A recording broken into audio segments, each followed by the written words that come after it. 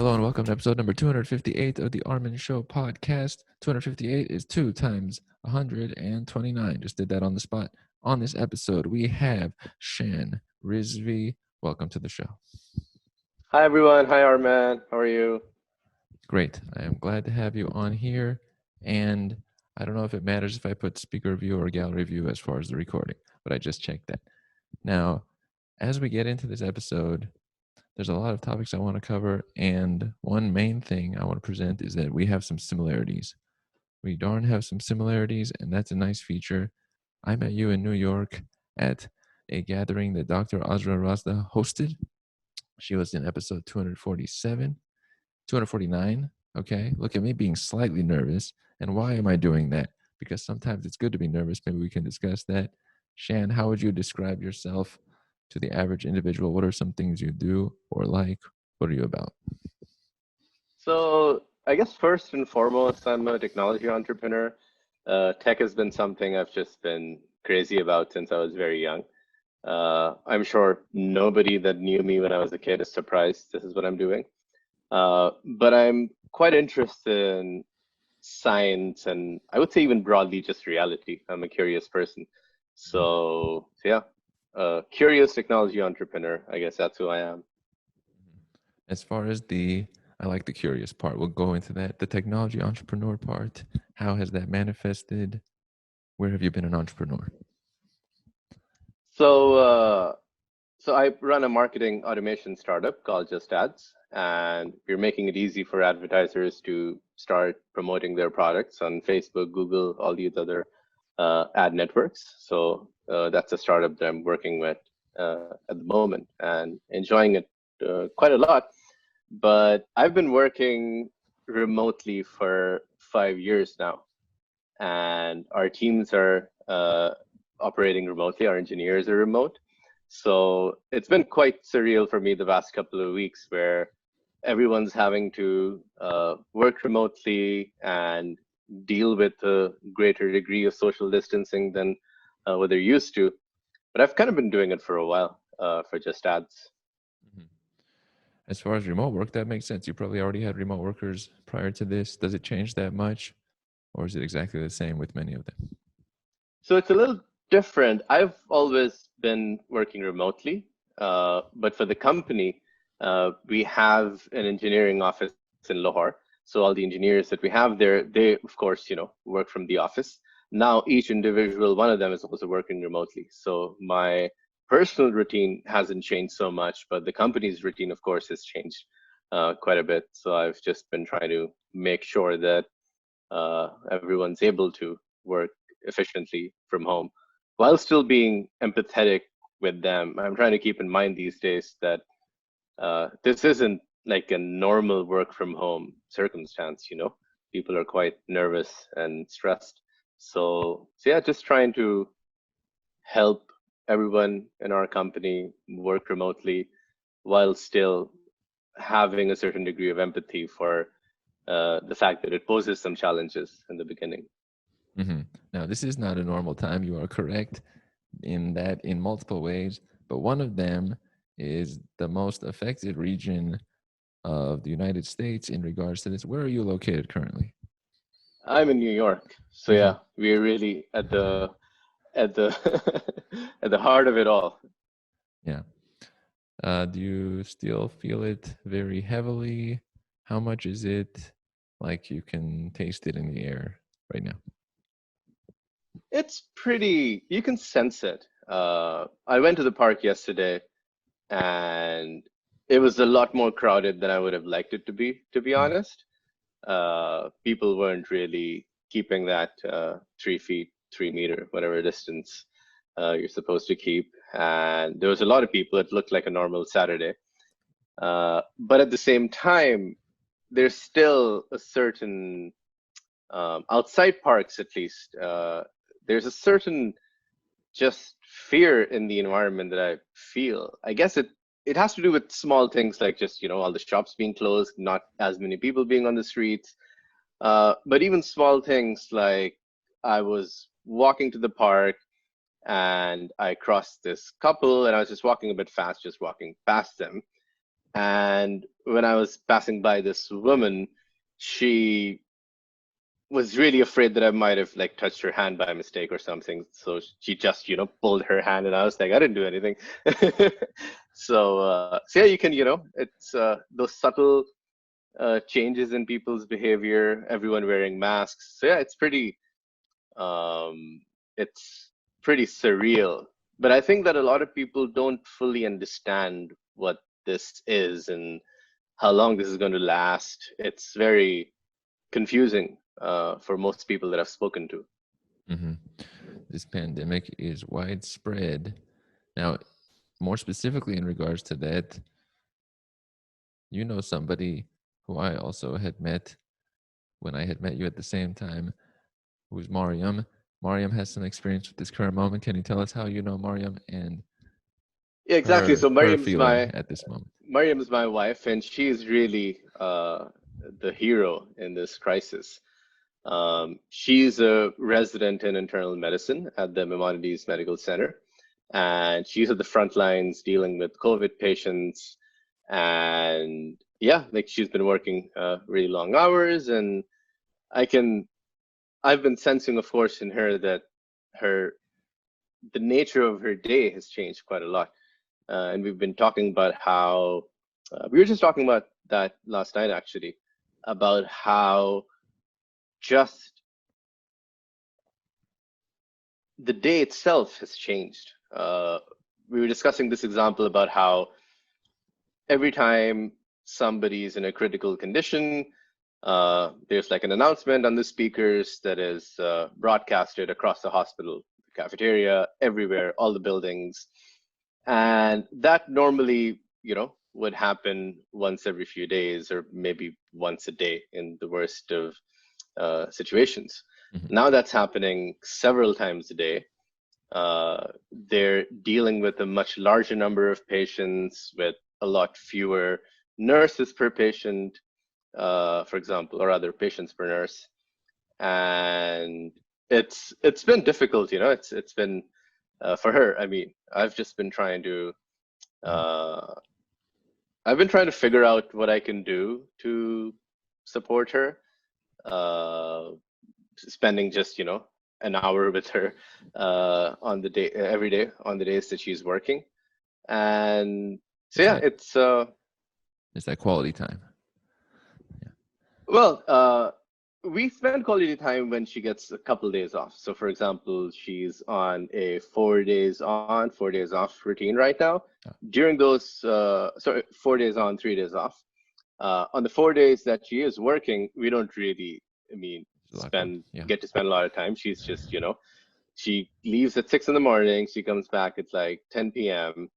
And I can sense the degree of emotional exhaustion uh, in her. She isn't able to do very much. Yeah, she has dinner and pretty much just goes to bed. But during the 3 days that she's off, we try to, unwind a bit, watch a few movies, and just, yeah, sleep a lot and just recover. makes sense. Maryam is a powerhouse. And Yeah.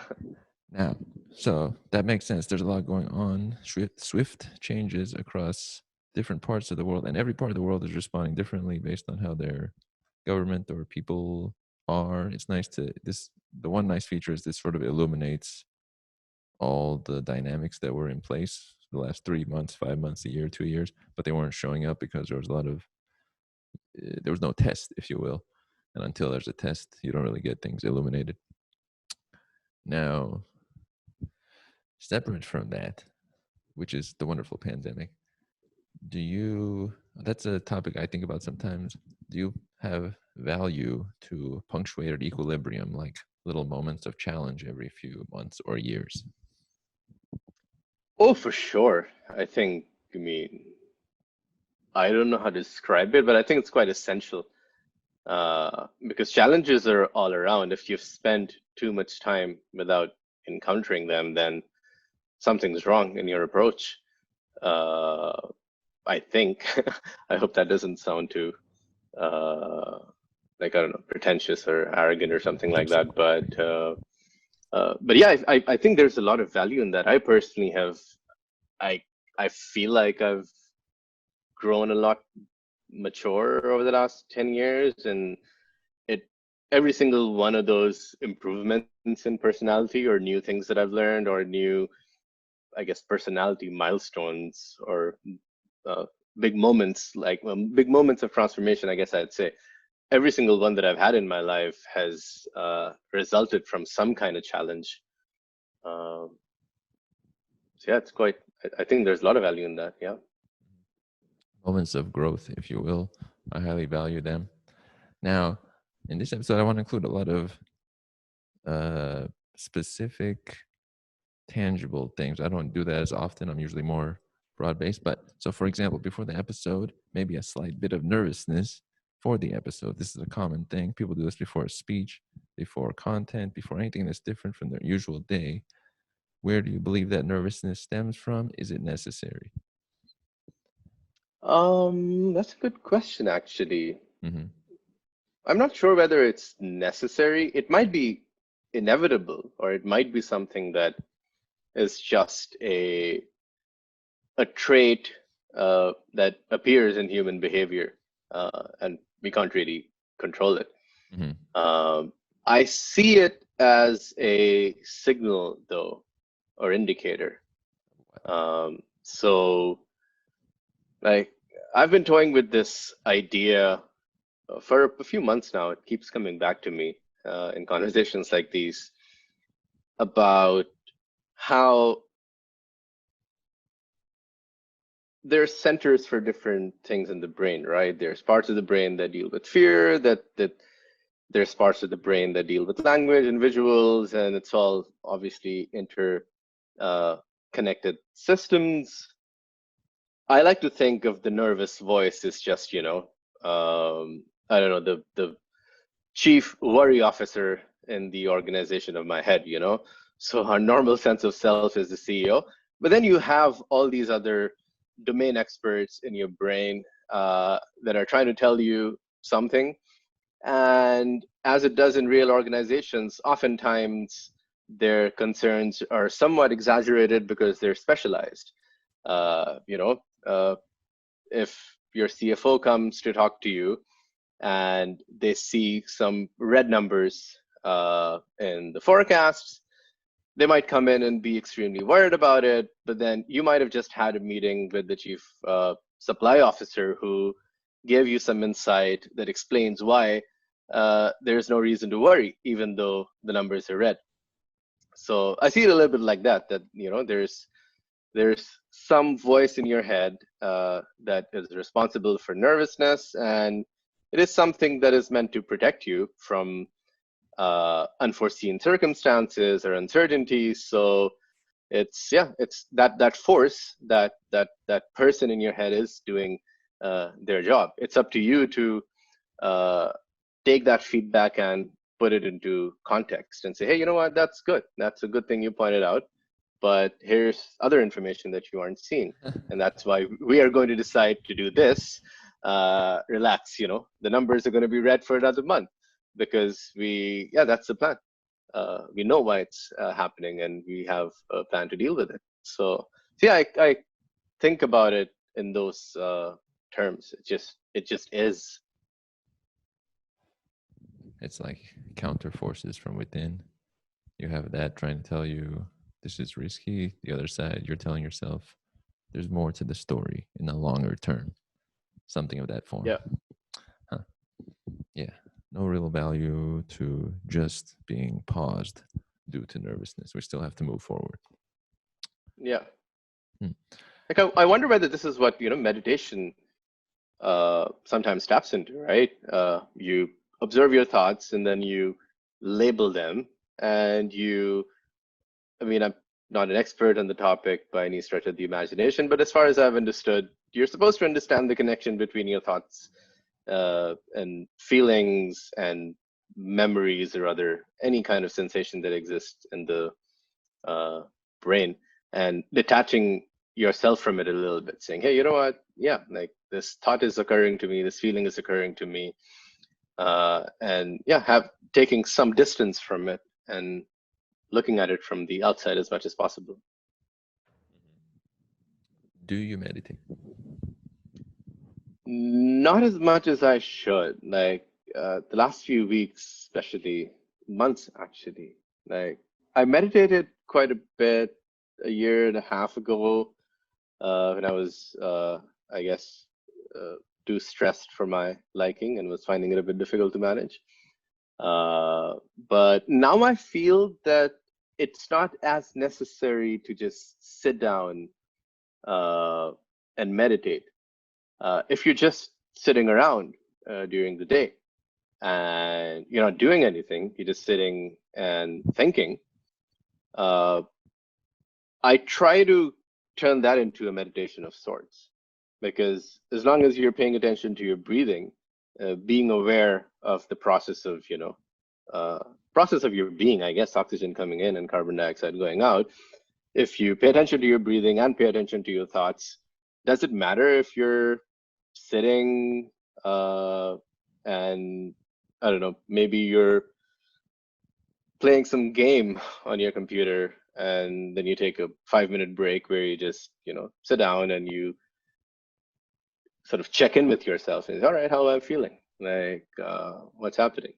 Just, yeah. So I don't know whether that counts as meditation actually, but in that sense, I guess I do it. And I started to really enjoy just the process of paying attention to your breath because uh, on and off you get this moment where exactly like you just had now, just like you just get this very lovely breath sometimes, when you're relaxed enough. Mhm. And that kind of tells you like, holy shit, that was nice. Why don't I breathe like this all the time? Like, and you can't control it fully either. You can't like decide to breathe like that. You can't just be like, all right, I'm just gonna take a really deep breath. A deep breath is not necessarily that full, relaxing uh, breath. So, so yeah, I kind of try to.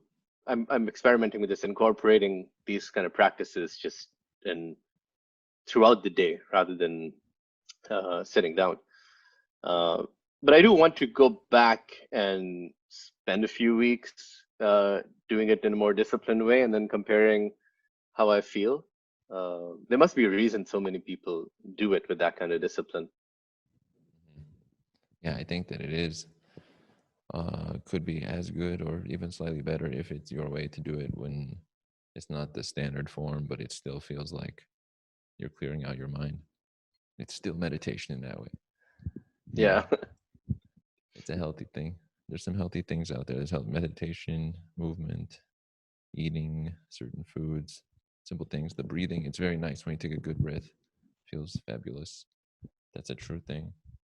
Now, to return to, we originally met in a group meeting of sorts, which was fabulous. And Mary was in that group. Mary has been on the show before, and Dr. Raza, she's been on the show before.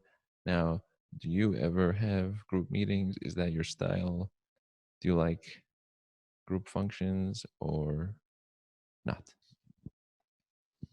I like them, but it has to be, I guess it's the same with everyone. It has to be a certain mix of a crowd that I'm interested in. Mm-hmm. For example, Dr. Raza's evenings, she often does this. She invites a bunch of people.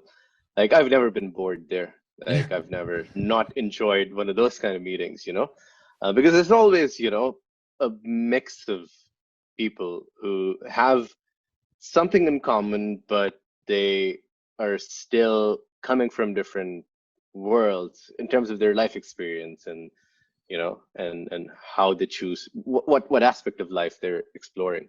So yeah, I think in those settings where there's yeah, some curious people uh, with different perspectives, I like that.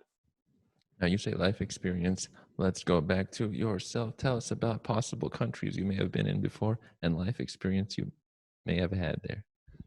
I've had a fun journey. So I grew up in Pakistan.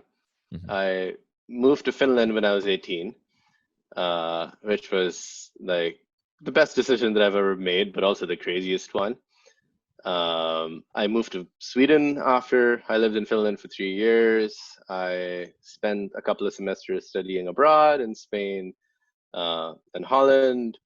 I then settled in Sweden after graduating, lived there for 7 years, and I moved to New York about 2.5 years ago to be with my wife, Maryam, actually. She moved here to practice medicine here. And yeah, I moved here so that I could be with her. And these days I feel even more proud of that decision because I'm like, yes, we need doctors.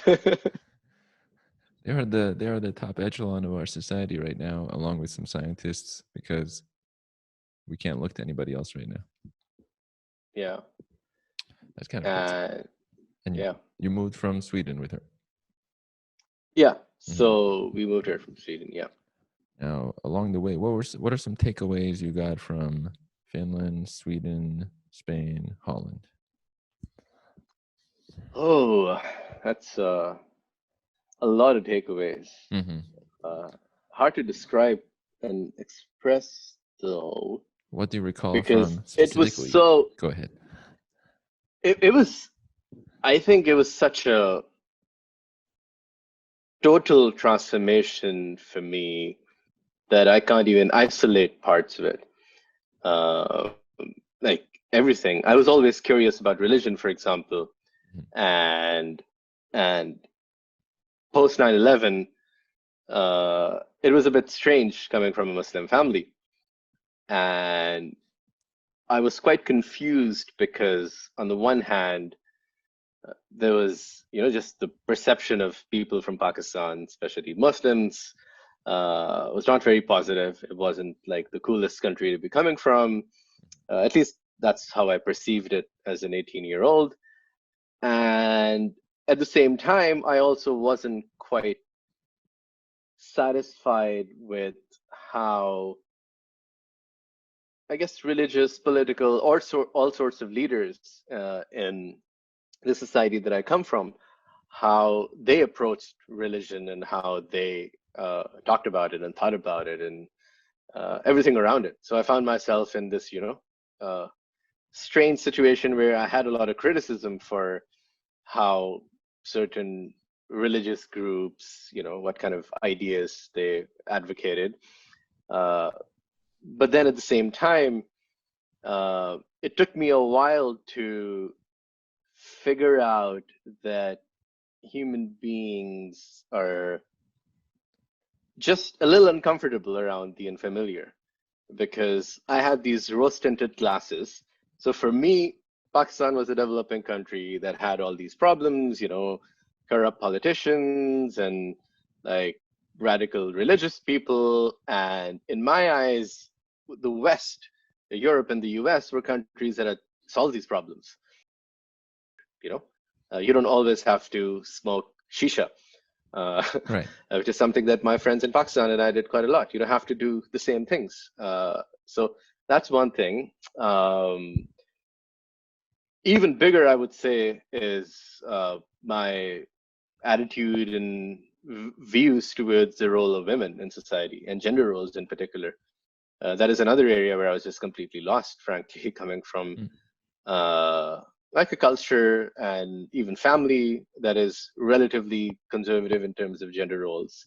So that was probably the most valuable thing that I learned studying with, you know, uh, women from different cultural backgrounds and countries and with different personalities and different ambitions and I would even say role models because in Finland, for example, like the the way I saw young women around me take leadership roles in student organizations, I was blown away. I could not have done that at that age. I was like, wow, these like they're running organizations, and it was yeah, like it was like just seeing that I think changed me without even having to necessarily think a lot actively. You just absorbed it from the external that you were saying. Yeah. Number three. Number three would be Does it have to be something that is a direct result of Something studying that abroad or anything like that? sort of, yeah, like a third thing that, before you did all of it, you were this Shan, and then after you did all of it, maybe you were this Shan in some regard. I guess Challenge. awareness of mental health is another big one Oh, because that's quite a taboo uh, oh yeah. in in Pakistani culture. But I guess it's a bit of a taboo everywhere, and that I think really both already so far in my life. But I'm quite sure that if I'm answering this question 10 years later, I'll be even more. Yeah, this might even be number one Hmm. because it just, I mean,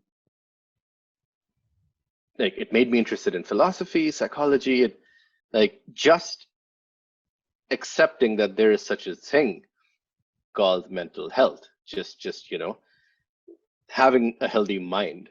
Just accepting that opened me up to so many fields of study that I would not perhaps otherwise have been as curious about. This is one to transition to that I think about sometimes. I think about what is described as mental health in the public space. I used to think of as things I would just do or be. I figured out over the years that I have quite good mental health.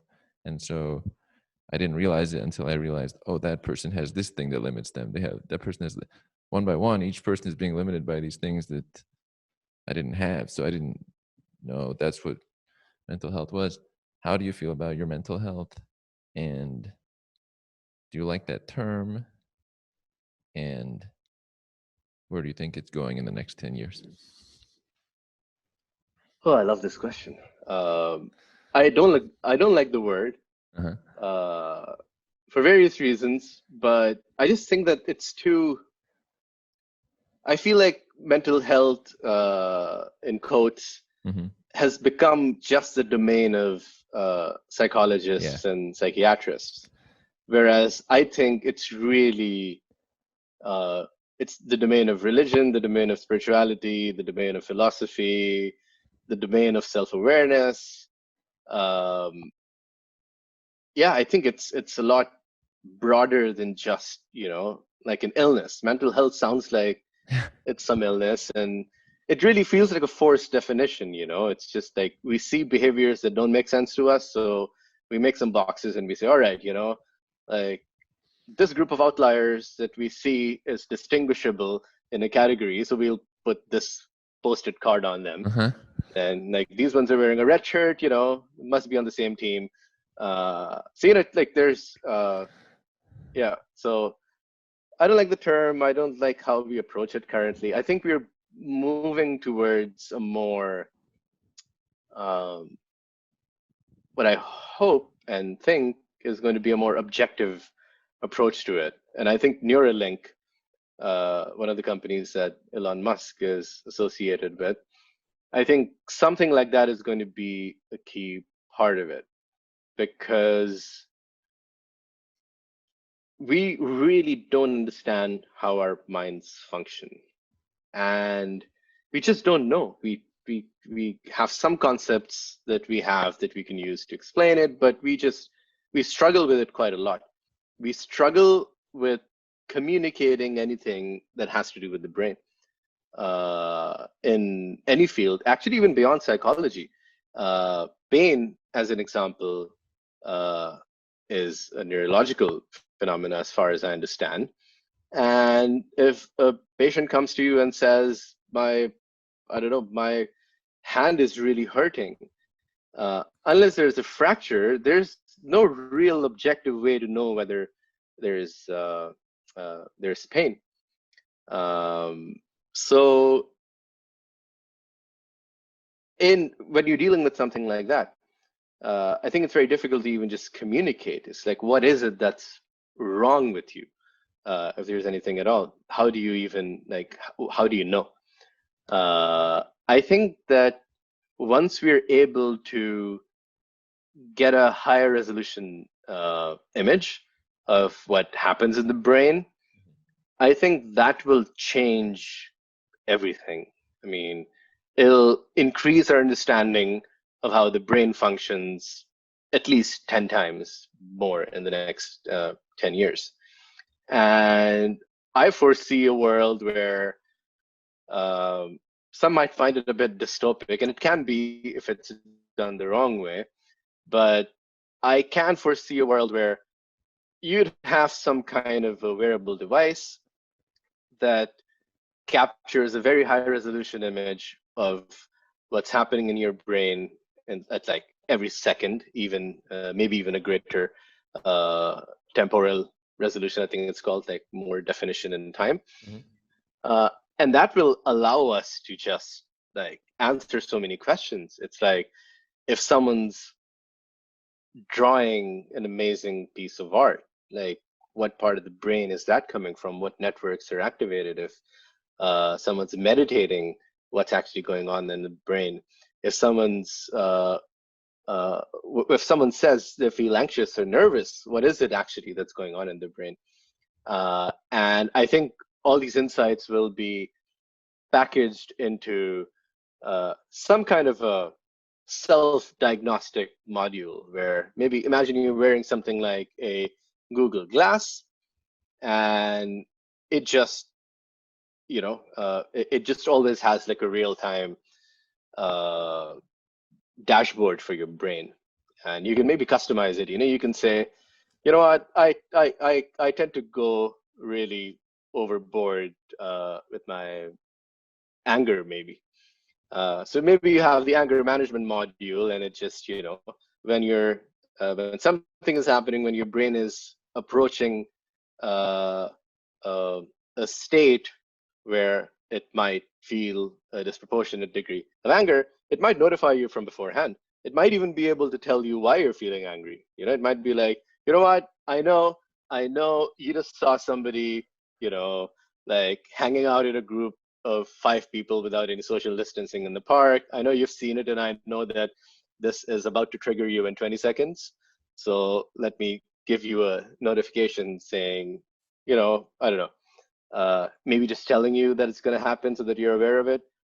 Maybe we even uh, kind of make, maybe we even make enough progress to say, hey, when Armen is angry, and when that anger is due to people not following social distancing in the park, this is the right music to play to him in this situation to calm him down. I mean, we're just playing around, but I think there's a lot of examples like this that you can think of where we'd be able to relate to our minds on a very different level. This is very valid. One thing that came to mind during a lot of your description there is that the way that my mind works, specifically me, I am able to do a reasonable version of that currently. Obviously, I don't have a link to others or a way to transfer it to others, but I've kind of reverse engineered one by one. This caused this led to this led to this, to a pretty darn specific point. So it fits into what you're describing, and then you could counter one pathway going down this way with some sort of response that brings it back, or maybe serotonin up when dopamine down, or whatever. So I have done a portion of that. It'll be a big deal. Also, when you were saying Neuralink, it made me think, so we're communicating, and how did this link occur? If I didn't, this is not connected to the Neuralink directly, but sort of I wanted to bring it up. If I didn't socialize and create material and then reach out and then meet people and then connect elsewhere, and you didn't move from X country to Y country to Z to the, none of this is possible. So uh, a corollary to a Neuralink is that we're almost doing it without the direct. We'll have a more direct. I was talking with somebody about this yesterday, that we'll have one day just, I have a thought, you'll hear it, and you'll have a thought and I'll hear it, and we don't need to do the extra effort of all this speaking and such.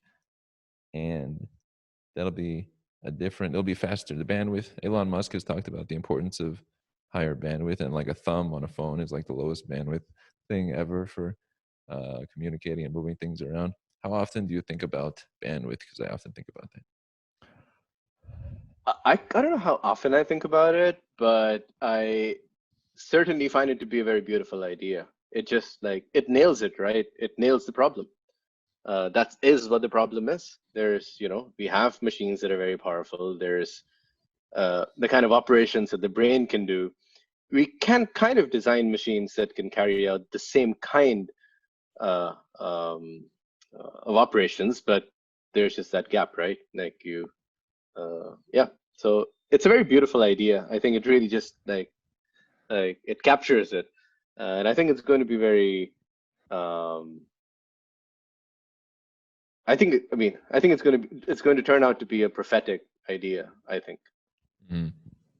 Now I want to bring a counter to that. We're talking about things that are in our minds not that far away, in society quite far away, and to the average person, what are you talking about? So if we bring it to the current day, what do we have? Everybody's so what about this thing? Everybody is now slowed down for the past month and for upcoming months and are connecting more with the people right around them or their society right around them. How valuable is this versus the reaching out to expand more and more? How valuable is this here and now type of work? So that's a very good question. I think it is important to ask.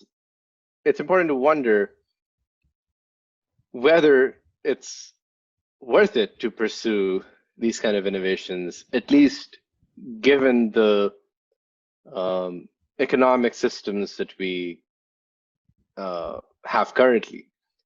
If these kind of inventions are possible, do we really need it in the next 10 years? What if we could postpone this, assuming, of course, that we are able to make these kind of decisions as a species, which we're not. Oh, Uh, let's say we were able to postpone it for 40 years. So instead of 2030, you'll have this innovation in 2050 or 2060 or whatever. Uh, but then during that time, you solve problems like poverty, inequality, and other climate change, arguably more existential issues. And I would say that if that choice existed, right. I would say like it's a no-brainer. Yeah. Like I'm happy not having Neuralink in my lifetime if I can see human beings tackle poverty in my lifetime and tackle climate change in my lifetime. Uh, so uh, so yeah, I guess it's also important. Like it, it's we're talking about all these technologies that can help you uh, basically augment the power of your mind exponentially, right? Like how do we do that while making sure that inequality and poverty don't worsen to a point where uh, just social order breaks down? And we're living in times where uh, like the probability of something like that happening is still small, but we are getting some kind of a trailer that tells us that our assumptions aren't as strong as we think. We assume that we operate and live under this, economic system in which uh, everyone's interrelated. Uh, and we're already seeing that millions of people are going to lose jobs and probably feel that they're being abandoned by the system once again. Uh, what if at some point you have people that just start to create alternate societies and um, communities? Have you been watching Westworld? No. I would highly recommend it because they're dealing with a lot of these topics in a very beautiful way. Mm. Uh, like I'd recommend watching it because that's what they're showing. There's a bunch uh, there's an algorithm that can basically guide everyone, like tell everyone what's the best thing to do for them. Uh, like it seems like some kind of platonic justice to me.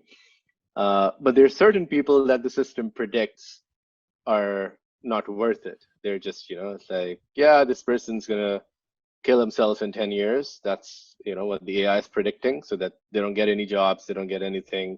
And they use a separate app through which they can coordinate and commit crimes to earn money. I think that that is something that we'll have to keep eye out an eye out for, because technologies like blockchain are probably going to significantly increase the possibility of something like that happening.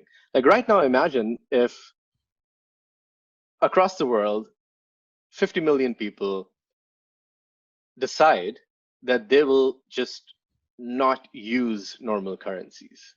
That it's like imagine some kind of a blockchain religion, right? They're like, you know Mhm. what?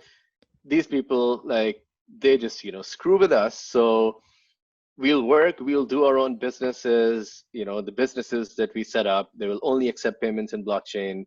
And if you do any job, if you do any kind of commercial transaction, you do it in blockchain. Basically, 50 million people on planet Earth boycott every other currency. What happens? Uh, I think we're underestimating the ripple effect that uh, things like that can happen. You can make it illegal, but then that's going to criminalize it, and yeah, uh, things can start snowballing. This is true. I think about such scenarios a little bit as well if people team up in some form. Another thing that comes to mind is both of us, how would you describe your regular thought process? Are you more past oriented, current oriented, or future oriented? I have a guess on this. You tell me. Huh? I don't know. I mean, I think a lot about the future, but I have to admit there have been a lot of times when I have been stuck in the past too. So I don't know. I think like it's a little bit of both. Maybe like 60-40 in favor of the future. Hmm. Yeah, I think a little bit similar because some of the things you are saying or that I would say would be hypotheticals, taking into account different variables could lead to this, and this could lead to this. Whereas I think that's not common with the average person who's more thinking right now. And then the corollary to that is while we sometimes think about hypotheticals for the future, we sometimes take hypotheticals to the past and imagine, well, this, how does it lead to that? No, how this will lead to that, lead to that. This one's not positive because we have no real active control of it usually. And then this one tends to be more aspirational and positive because we feel like we're sort of more connected to the outcome. Yeah. Yeah, Mhm. and I guess it's just like whether it's the past or the future, it's uh, I guess the brain trying to construct some kind of image, right? So if it's in the past, it's trying to sort of, I guess, maybe trying to remember something or trying to derive insights from an experience that you might have had or something that you might have read about Mm-hmm. that happened in the past. And in the future, you just, I guess, relying on different data, but fundamentally your brain is doing a similar thing. Yeah. It's like, yeah, Mm. imagining. The processing we do, I noticed that different. I feel like each type of individual has a different percentage of future, present, past that they work with by default, which guides how their day goes. Now, sometimes I like to turn it around near the ending of the episode to, do you have a question for me? Boom, out of nowhere. Hmm. Hmm. On the spot. This is the host. So, yeah. Hmm. Um, Challenge out here. how, when was the last time you hung out with a friend? Like when you say Like in hung out, person? oh, it Yeah, was like have dinner or have a drink. Like, yeah, just spend some time together. basically I have done almost none of that except for one time walking with a friend recently in a park, like a distance from each other, which is an odd thing to do. But yeah, aside from that, there's some insight in this. So I seem like a super duper extrovert for the past 10 years. If you watched, I was like more out in Los. I've met more people in Los Angeles than any human. I'm taking that one. So, uh, but yeah, I realized very quickly, and I kind of knew this, it was for the people. I didn't need to do it. So if I took it all away, I'm still good. So it's not really extroverts. Usually they need that, but mine was extroverted for the people. So that connects to what you're saying there. So if it all gets cut out, I'm fine. Virtual world or no world or whatever, still good. That's pretty awesome. Well, you, That's a pretty, yeah, that's a nice perspective. hmm it's a limited amount of that socializing currently, and I think it's having a really harsh impact on a lot of. Mostly, I think of the younger people. If you're like 15, 16, 17, 18, 19, 20, some of the impacts of this is like your prime time, or some people in their 20s, late 20s maybe. This is sort of their prime time, and it's being postponed a couple of years, which feels like an eternity maybe for them. But I think if you're like older, even though the condition affects you more, you've had a full life for the most part in that way. I want to throw this out here. I always like to, in bringing things together, I want to, and we might have Shan on in the future. Shan's super duper. We have a linkage. We're more of a back and forth than a like interview in a way, you know. But what is one message you would want the listeners to know currently in April of 2020? Something you'd like them to take away, a message of insight, maybe something from a message of one of your poems of content creation or articles of content creation. Shan is a content creator like me and has thoughts. Anything you'd like to tell people if you have a megaphone to all of humanity? Hmm.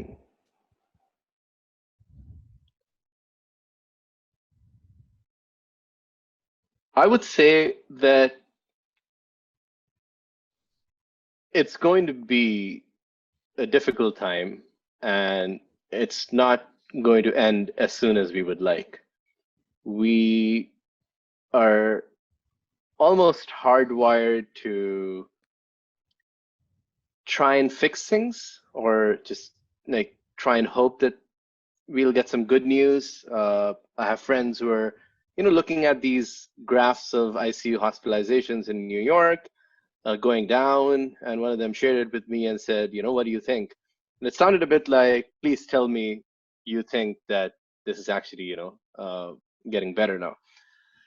It doesn't seem like it's going to get better very soon. It might get better in New York and then get just as bad in California. Hopefully not. Um, it's very likely to get a lot worse in developing countries. Mm-hmm. And that's somewhere where it just hasn't reached a certain critical mass yet. So, in this environment where this isn't going to end anytime soon and we're locked down, you cannot distract yourself endlessly. There's only so much Netflix you're going to be able to watch. There's only so many games you can play on the PlayStation. Um, Sooner or later, at some point, you will have to realize that you feel afraid because you should, because this is something terrible, and it will cause, without a shadow of doubt, it will cause like unimaginable suffering for a lot of people. And so yeah, I think rather than trying to distract yourself endlessly and hoping it'll go away, I'd say pay attention to your thoughts. If you feel afraid, you probably feel afraid for a good reason. Try to understand why. If you feel sad, there's probably a very good reason for feeling sad, because even though you might feel a bit safe in your home, deep down, whether you accept it or not, there's a lot of fellow humans who are like going to feel a lot of real pain. So instead of being distracted, pay attention to your feelings of fear and sadness and frustration, and try to um, try to try to introspect on it till you get to a point where you can feel compassion towards those other people who will be suffering, rather than thinking about yourself. Sure, there's a certain chance that you might die, that I might die, that you might die. We all face that risk. That risk is not our individual risk. That risk is for us as a species. It applies to everyone. So there's no point thinking too much about that risk. Uh, if we focus on how it's going to affect the entire species, that might lead to a lot of good things. That might make us feel more compassionate when we think about the millions of people who are going to suffer terribly. It might inspire us to think about trying to do something, find some way, whatever it is, finding some way to ease the collective suffering that humanity is facing. And as a lot of wise people have said, often when you feel bad, you gain a lot of pleasure from helping others, as counterintuitive as that sounds. You might want to feel like you should take care of yourselves, but as you were saying earlier, sometimes just doing things for other people can make you feel good. And I have to admit, I am horrible at this. I need to get better at this. So, like, this isn't like a preachy message. I suck at this. Like, I feel terrible about, whatever is going on in my head. And it took me a while to even just believe this. It's true. It does happen. Like, you feel better if you involve yourself in acts of compassion. And we're not good with these kind of counterintuitive truths. So we have to put in effort into understanding them, but there's never been a better time to put that effort, I think. Mm. It's kind of funny. I have to add in this little element because both of us are somewhat more broad in communications. I don't know if we ever mentioned during this whole episode, but we were talking about the pandemic due to a virus. I don't know if we actually specifically said that. I think everyone knows this by now. I mean, Yeah, this is, but it's kind of funny because I know some people that would have mentioned those key words or phrases like 80 times, but we're talking about it more from a broader context. But I thought I'd bring that in there. There is currently a virus spreading through the earth. Yeah. I think I think this is going to be remembered as just, that disaster, that big disaster in the early 21st century. Right. Hopefully there's not going to be a bigger one. So right. Fingers crossed. Let's keep our nukes safe. That's a valid point. That's a great message. I like that message. Yes. What you put out sometimes can counter what you feel on the inside. Shan, I would like to thank you for having been on this episode number Thank you for having me. 258 of the Armin Show.